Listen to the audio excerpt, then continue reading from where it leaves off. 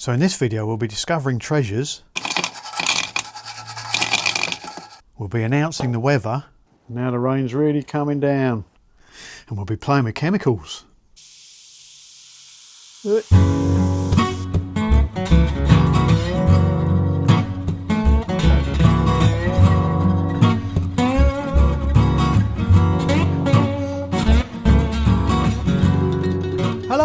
TWEED'S Garage. In this video we're going to be making a rust solution, a sort of rust eating solution from chemicals that we can find under the kitchen sink in the UK, rather than, you know, there's a lot of videos out there, sort of America, Australia, New Zealand sort of thing, but some of the chemicals they use, A, we can't get them, or B, they come under different names sort of thing, so it adds a bit of confusion to that. So start off by making one solution because that was the stuff I had in the house, but this solution can be made another way with another chemical that is available easily. So we try that one as well. So the first thing we were doing was working on my Adler fuel tank. If you hadn't seen the video, when I went to drain the petrol through the petrol tap, I found no petrol came out. And then when I took the petrol tap off, I found no petrol came out of the tank. And when I took the reserve side off, the other side, I found no petrol come out of that side either. So with a bit of poking, we discovered it was all choked up.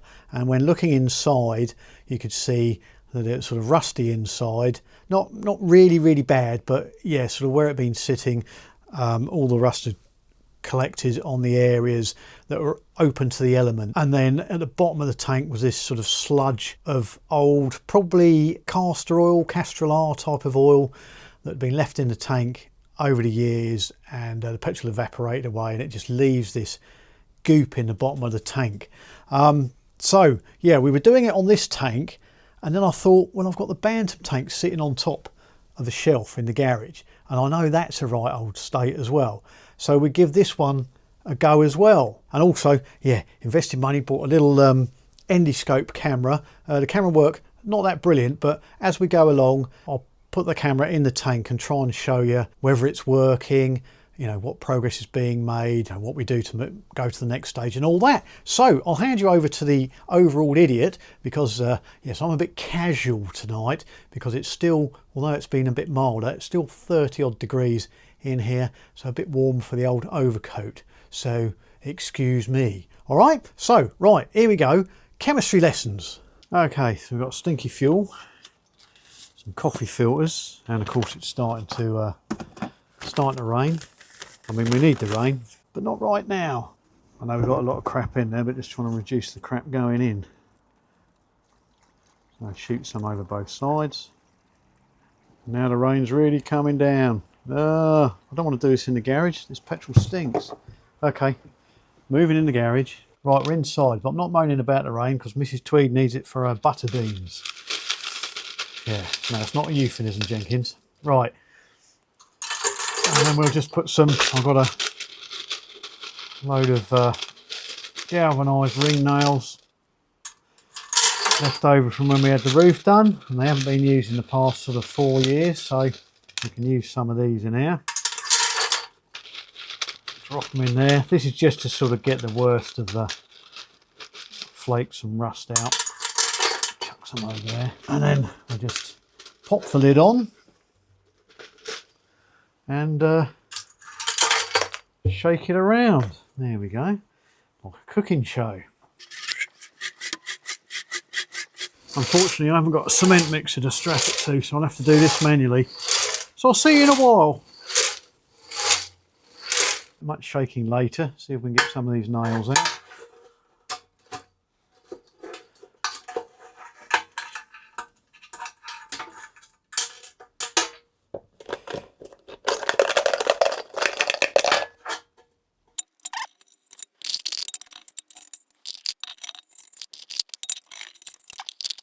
Like trying to win a goldfish at the fair.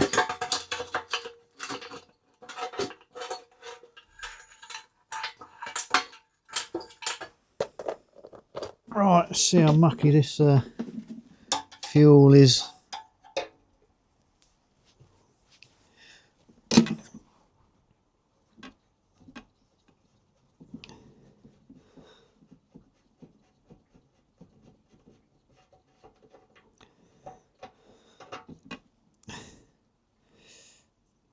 Oh yeah, I forgot. I need to clear that hole out as well. Pokey stick. This was definitely a problem of it running lean after a ride. Okay, let's have a look. See? Oh yeah, it's bumped up solid. Oh, here we go. Mind your trousers, Jenkins. Oh yeah.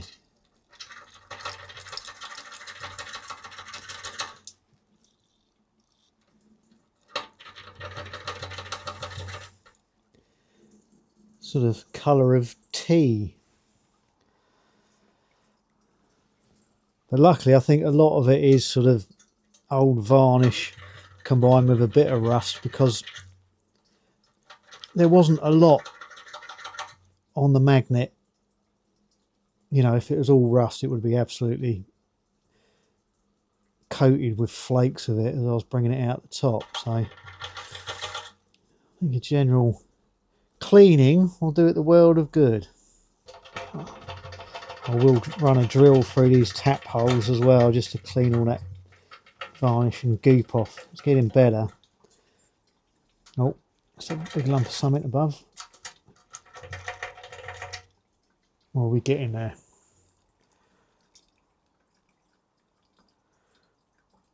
Yep, I think that's getting about there. Then we can move on to the next phase. So I've got rid of the stinky petrol. The next thing I done was filled it with a mixture of warm water. I've got some Karcher cleaner, the old jet wash cleaner. Never used it. It's not very good, but yeah, it's sort of a detergent type of thing. So pop some of that in there, and then some of the Screw Fix concentrated degreaser. Just sort of put a good glob of that in there and let it sit overnight. And as you can see, it cleaned up a lot of that gunge on the bottom of the tank. So actually the bottom of the tank is pretty good. It's pretty clean. The main corrosion is sort of on the sides of the tank, where it looks like the bottom of the tank's actually got paint on it, but the sides of the tank are bare and of course been, you know, exposed to atmosphere over the years and sort of rusted lightly. But I don't think it's serious corrosion. Not worried about it. Not going to line the tank afterwards. You know, people that sort of rush to do that, what's the point? If the tank's fine, solid, not leaking, you know, just give it a de-rusting and yeah, look after it a bit the next time. So what we're going to do now is we're going to do science. We're going to do chemistry. Yeah, was never very good at chemistry. So we've been raiding Mrs. Tweed's kitchen. So we've got kettle, hot water, about a litre. Got a bucket of water, 7 litres at the moment. I think I need 12, but I need to mix stuff up and it might get a bit lively.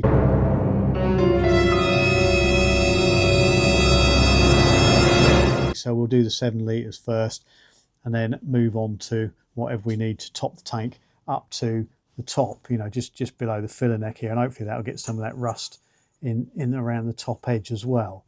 Don't want to fill it right to the top because it can get a little bit excited, this mixture, and sort of overflow. So we want to try and keep it near the top but not right at the top. And we're not going to put the lid on because it's chemical reaction, sealed tank and all that. We don't want to sort of lock that in. So what else did I get from the kitchen? Well, I got WD-40, this to sort of give a liberal, yeah, once the treatment's done and we've dried the tank out, liberal coating of this and swirl it all the way around inside, just to stop any more corrosion before we start filling the tank back up with petrol and oil mix. So we got that, and part of the chemical reaction we've got washing up liquid. This is just to break down the surface tension of the water, and it allows it to wet a surfaced area a lot more efficiently, breaking that surface tension. So just a few drops of that, but we put that in right at the end. You'll see why later. We've got bicarbonate or baking soda, bicarbonate soda as one of the ingredients, and then the other one we've got is citric acid. Yeah, I went a bit nuts. I bought a bit more than I needed. So, but that's our main chemicals we need to make our de-rusting solution. So for every litre of water, it's 100 grams of citric acid crystals, 63 grams of baking soda, or the proper chemical word is sodium bicarbonate, and that's easy for me to get. You know, you can get that. Well, yeah, I just steal it out of the cupboard. But yeah, it's the easiest one to get at the moment. So I've got enough of that. Got some rubber gloves for my handies. Although it is a sort of citric acid, it's not, you know, caustic like sulfuric acid. But if you get it in open cuts, it still stings. So just some gloves just to protect your hands. Pinch the kitchen scales to measure out our ingredients. We've got a funnel, put the water in the tank, hairdryer afterwards. Yeah, it's going to be furious for drying the tank out after we've emptied out the mixture, because we want to get it as dry as possible, as quick as possible, before it flash rusts, and then get that WD-40 in there and mix it all around. And what else we got? Spoon for mixing the solution in the bucket, and I think we're about there. So what we'll do, flick the kettle on and wait for that to warm up so we can have a warm solution. This reaction works better as a warm solution. And I'll just start weighing out my ingredients, and we'll get the bucket up on here and we'll start putting it in, stirring it up, getting it ready to go in the tank. All right, back with you in a bit. Right, okay, we're ready. Again, take two. Yeah, I'll show you in the outtakes. Oh, I've done way too much. This is because I ain't got my readers on. I've done 1800. Oh, cock. Right, here we go. Take two. Pop our hot water in there, and that should take it up to about 9 litres. So need 900. I've got my reading glasses on now, so I'll see what I'm doing. 900 grams of the old citric acid. Try not to breathe it in because it's quite lemony sharp. I think I could flog it off to Jenkins as his sherbet allowance. And just pop that in there.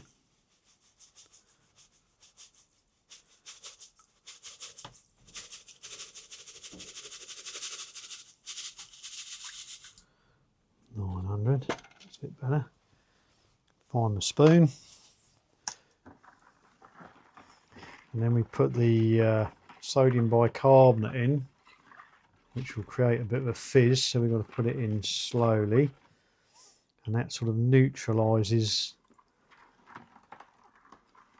the acid. But there's a chemical reaction between the sodium and the citric acid, or the citric, that attacks the iron rust particles,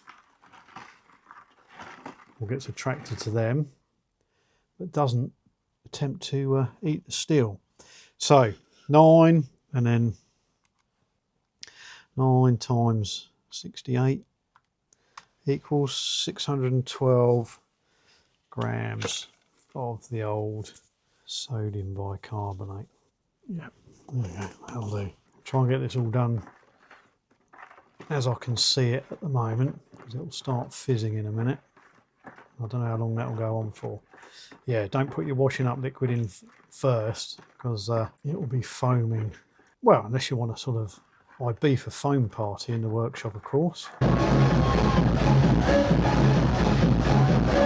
Pretty much. Right, stand by your beds. Let's see how this goes.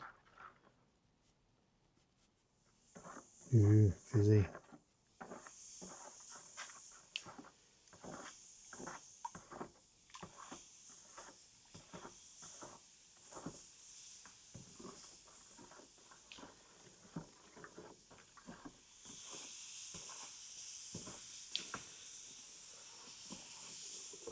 And you should really do this outside, but it's very windy for the microphone, and it's a Marley concrete garage, so it's got more holes than a Swiss cheese, so we should be okay.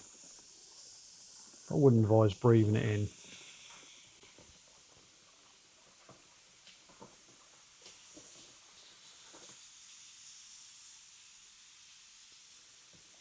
This chemistry's fun, isn't it?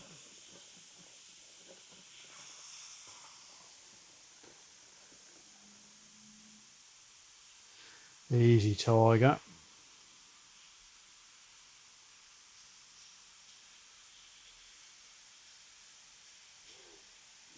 Getting ready to bolt for the door.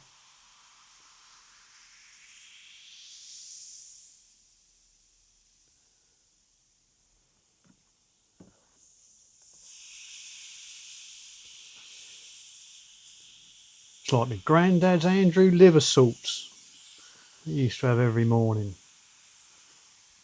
Apparently they don't make them anymore. One of the things we were discussing on a long car journey the other day. Spangles, Andrew's liver salts, gentleman's relish. Yeah, all gone. And because this mixture is sort of neutralised, it's safe to tip it down the drain as well. Just the waterboard to think there's a load of old men living up the road with indigestion problems after a heavy night. I think what I'll do, this is getting a bit full, tip some of this in the tank and then continue mixing up half a bucket full, and then I can drop me washing up liquid in the tank with the first mixture and then in the top of this with the second mixture. Let's do that.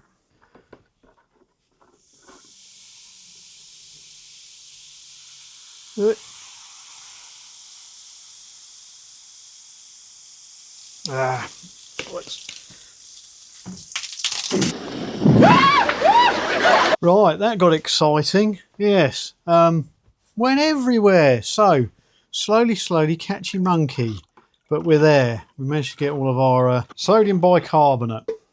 Right, let's get that in the tank before it causes any more trouble. Let's do it with a jug.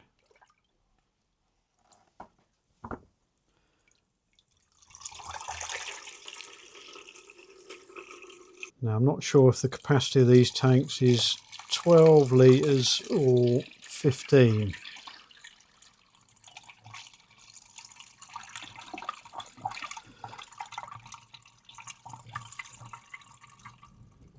But I'll have to mix some more up anyway.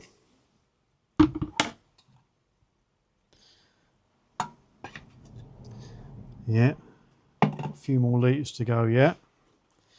Okay, I'll get back to you when that's full up. Get the rest of this in.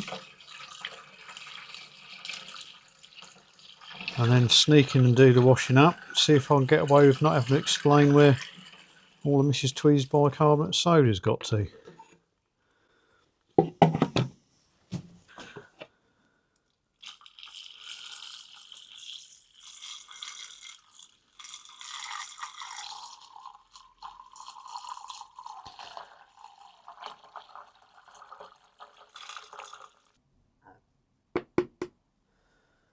There we go.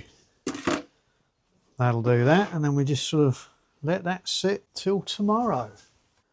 So the tank's been sitting here overnight. I'm going to leave it sort of 24 hours, so empty it out in a few hours' time. What I did to help it along is pop it over a tube heater that I've got. Normally keeps the Riley warm over the winter. Just pop that through the middle of the tank, gently keeping the temperature up a bit. I mean, it's not hot, but it's just keeping it at sort of room temperature, because these chemical reactions like to happen in the warm, like most of us really. So I'll be emptying this out. There's about 12 litres of it to tip away, but I thought rather than waste it, tipping it away, as it isn't too discoloured, it's sort of turning yellow, but wanted to see if it still works. So I thought we'd move over to the Bantam tank. But if you look in the Bantam tank, it looks like somebody's tipped a jar of instant coffee in there. There's all this sort of horrible fluffy dust and rust, I suspect. So what I'm going to do is put the stinky petrol in this one and give it a good sluicing round, get most of that crap out, and then, like I've done with the Adler tank, fill it up with a mix of water, this Karcher cleaner and the old heavy degreaser, because actually this mixture does itself seem to get rid of some of the rust. So we'll seal it out. We'll rest the lid on the top as well to try and get some of this rust off the top of the lid. And then once it's had a clean out and sit for a few hours to get the worst of the muck out, I will take a majority of this and pop it in the other tank. Now, I might even find some sort of rusty stuff to put in a pot and see if it works on that as well. In the name of science.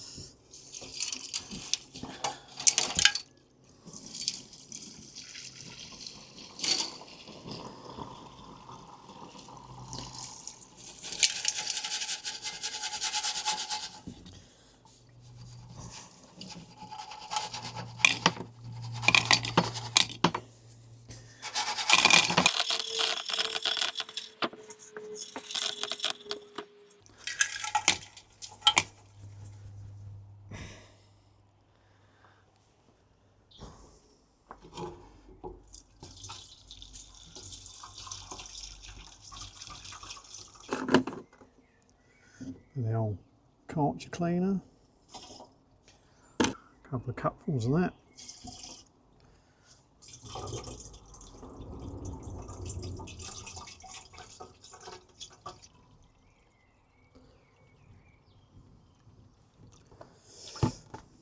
There we go.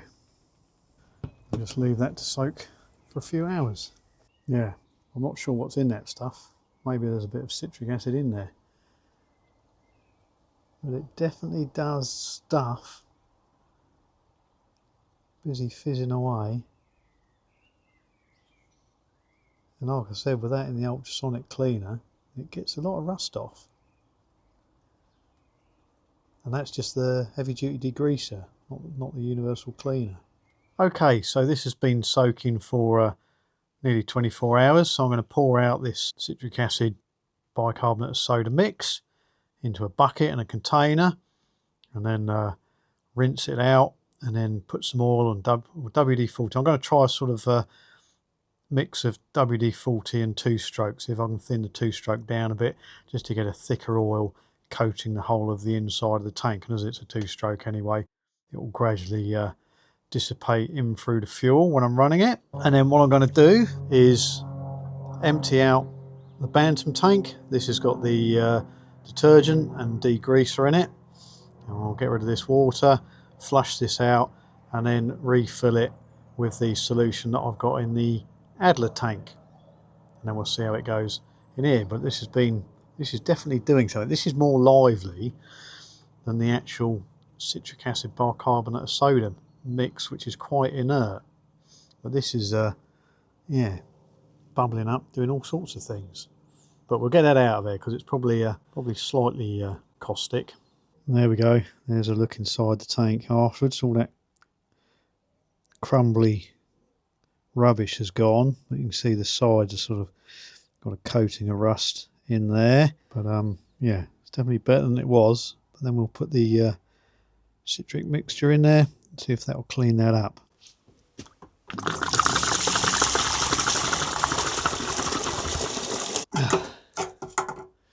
Okay, just slowly, catchy monkey.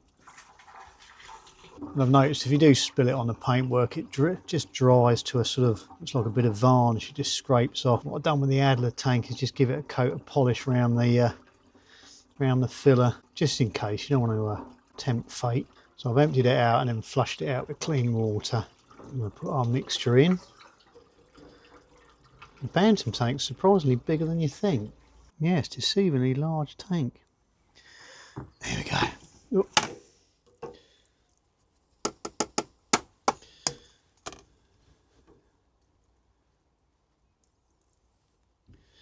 That'll do it. Right. Just go and put that where the Adler tank was. So I'll get busy with the compressed air and the hairdryer and warm the tank up and dry it out. And then as soon as it's dry, drop in this 2-stroke oil and a WD-40 mix. Sort of thinned it down with WD-40. So it's got a bit of moisture displacement in it. And then pour that in and then just swirl that all around the tank, turn it upside down, back to front, giving it a shake. And yeah, just doing that every now and again for a few hours. Leave that in there until we're ready to put the tank back on the bike. We'll drain this off and then put our fuel in and 2-stroke oil. We'll be ready to go. What have we got in here?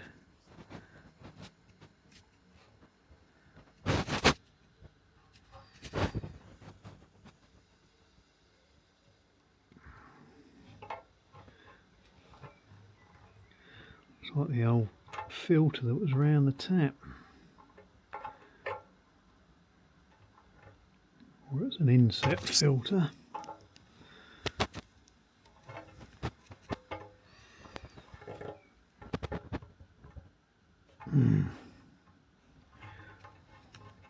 Let's heat that up with a hairdryer and see if we can get that out.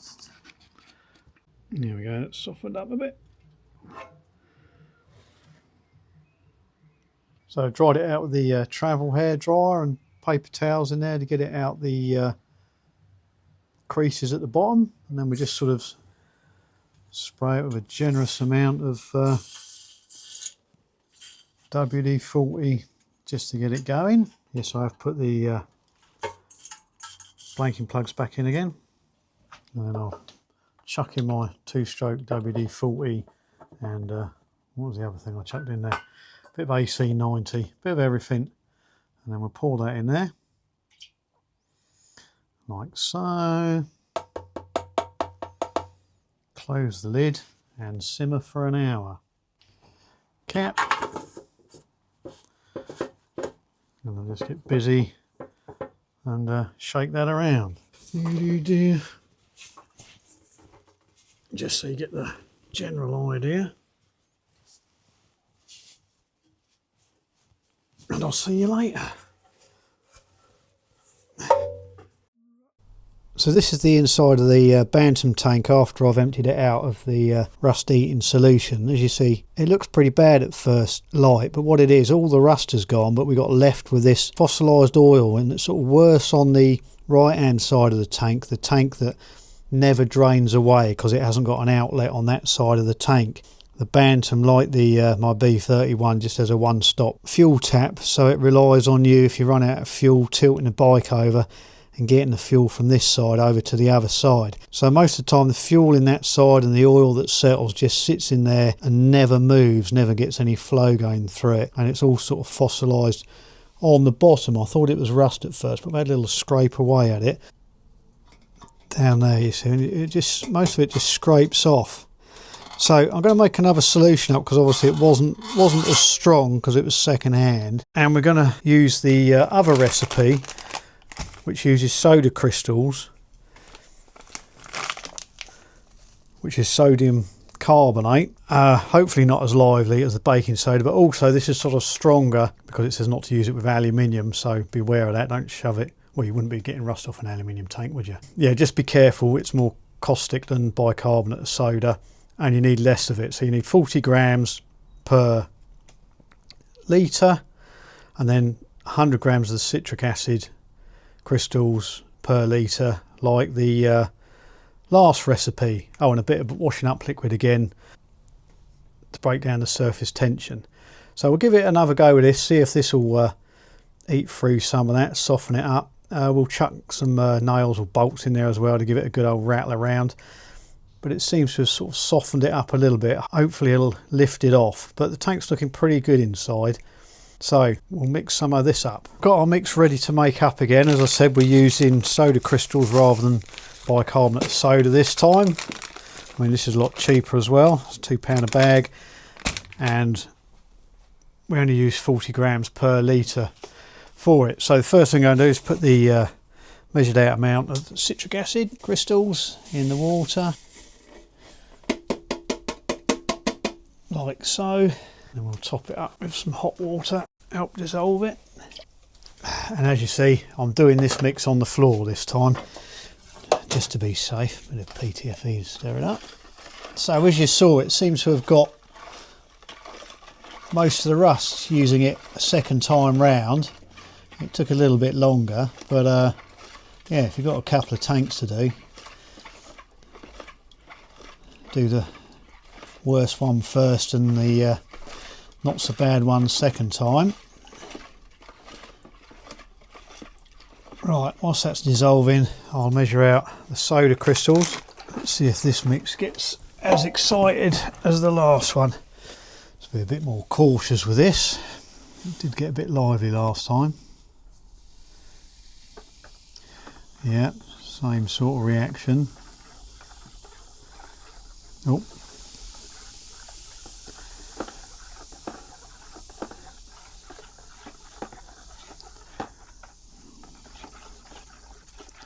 It's not so lively as the sodium bicarbonate. And again, do it in a vented workshop.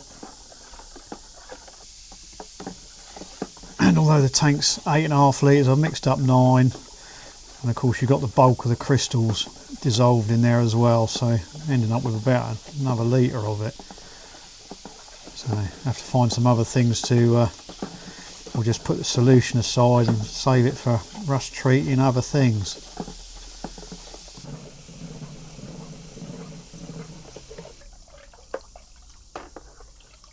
then when it stops fizzing, we'll put a few squirts of washing up liquid in there as well. It'll break this surface tension down on the top there.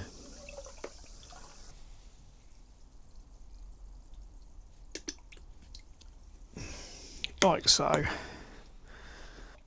Okay, I just get the tank all set up with a drip tray underneath. Pour this in, you don't need to see that. And we'll leave it to do its magic. So the way this chemical reaction works is you take the citric acid and add the sodium carbonate, and what that does is the sodium carbonate raises the pH level. Raises it?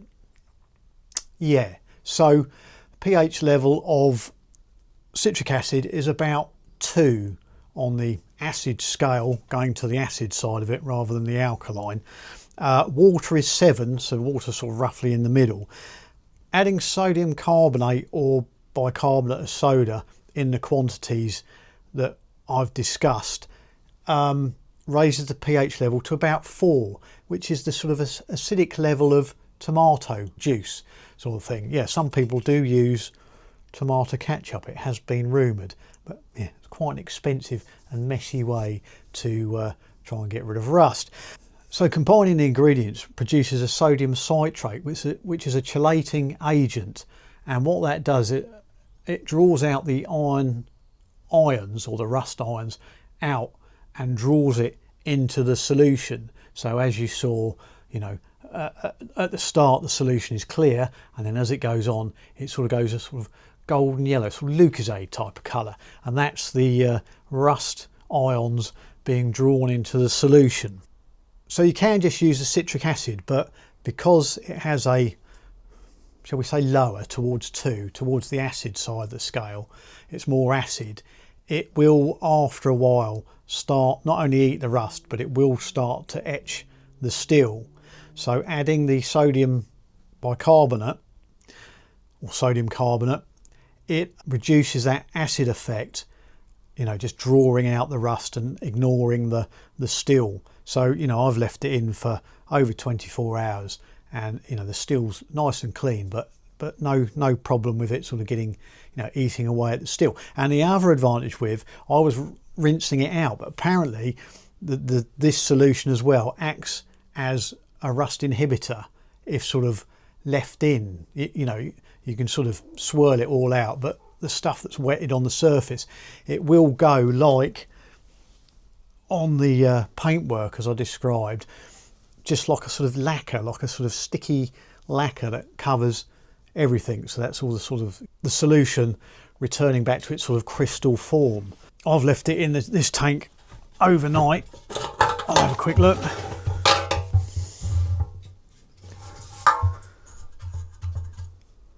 Yeah, it's not rusty, dried out, all fine. So, you know, another little advantage with it there. Very noisy. So that's basically the chemistry lesson for you with that. So there we go. The tank is soaking and it's doing things because there's a big burpy bubble every now and again. I have sort of moved the tank backwards and forwards and left and right to get all the air out so that hopefully the liquid's right up to the top of the tank.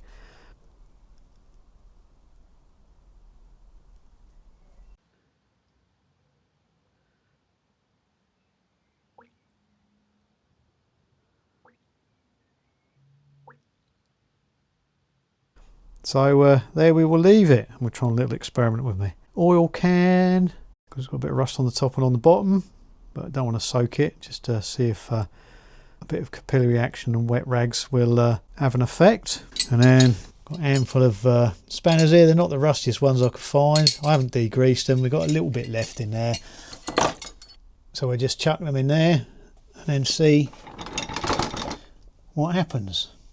Okay, we've been soaking sort of 24 hours. It hasn't gone as yellow as the last mix in there, but I don't think there was as much rust for it to get hold of.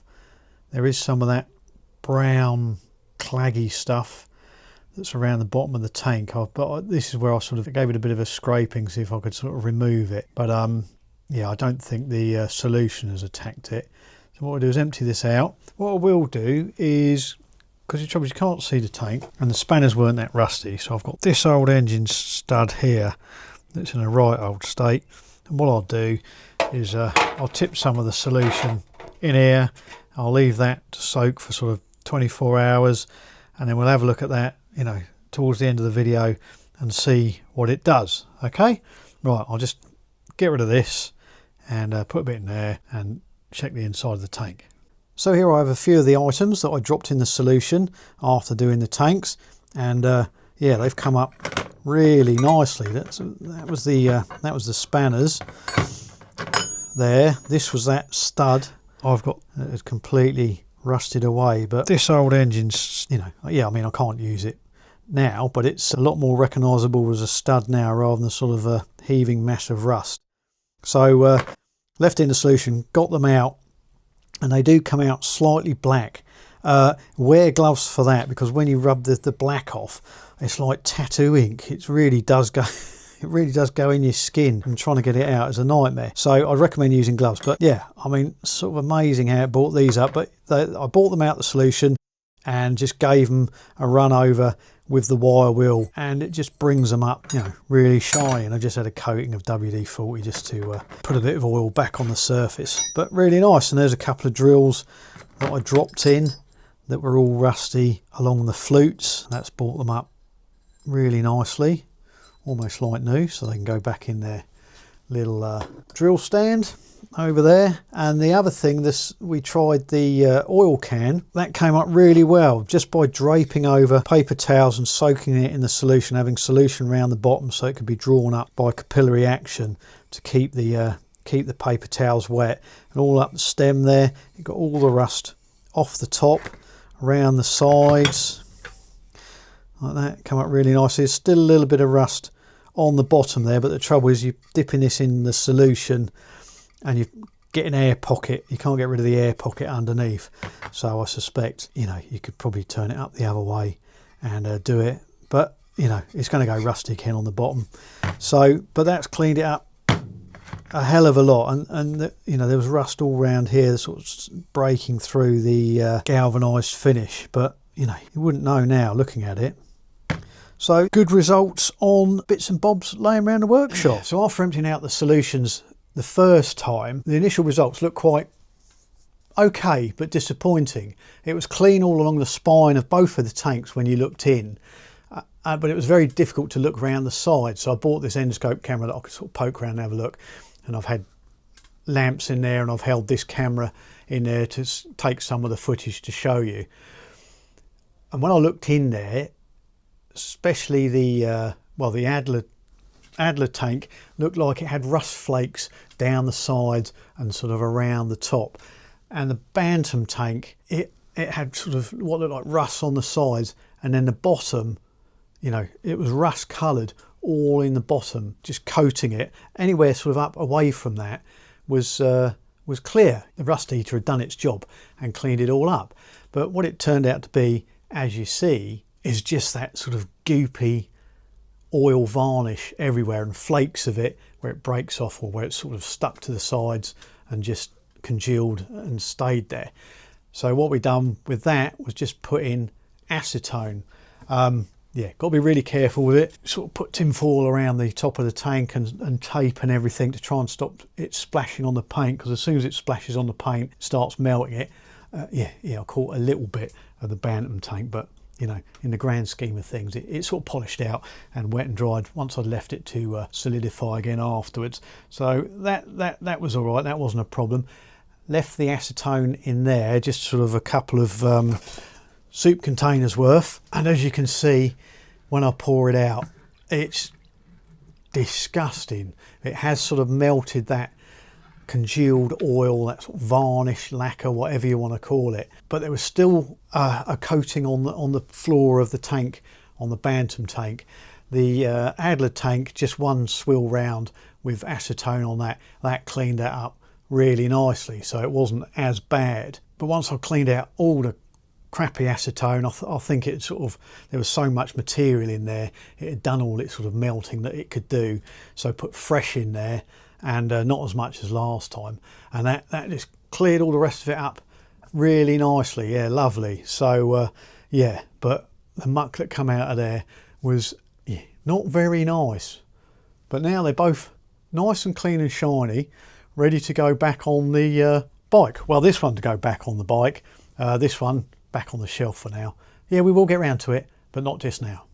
So there you go, there's 2 rust eating recipes for you that can be made in the UK. I mean, the citric acid I got from Amazon, the washing soda was Tesco's, bicarbonate of soda was out of the cupboard, and yeah, so you should be able to find it. Yeah, no, you can't come in my cupboard. No, no, you use your own cupboard. I'm in enough trouble as it is. All right, but yeah, hope you enjoyed that and enjoyed the results. I was really pleased with it. So if you did, give us a little like, hit subscribe, and I'll see you in another video. Yeah, we'll be sort of putting that back on the Adler and filling it with fresh fuel and seeing whether it runs. And I think we've probably cured the pinking problem, because I think it was more of a fuel starvation problem than a timing problem. But we will check the timing, but that's next time. All right, cheerio, see you later. I've got some sherbet to go and sell to Jenkins. Jenkins, do you want to buy some sherbet?